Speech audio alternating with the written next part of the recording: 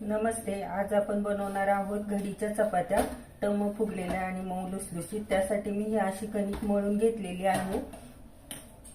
तर अशी गोल चपाती लाटलेली आहे मी. दुसरी आता तुम्हाला दाखवते कशी घडी घालते. तर हे पहा, अशी गोल पाती लाटलेली आहे. त्याला असं तेल भरवून घ्यायचं सगळीकडे. नंतर ही अशी पिठात बुडवायची.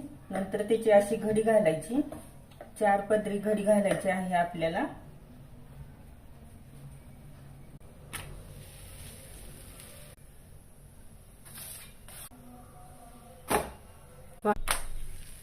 पहा किती टम्म फुगली आपली चपाती.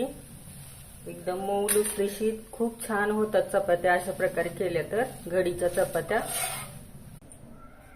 ते पहा, अशा छान गोल चपात्या लाटायच्या. अगदी मऊ लुसलुशीत खूप छान होतात चपात्या अशा लाटल्यानंतर.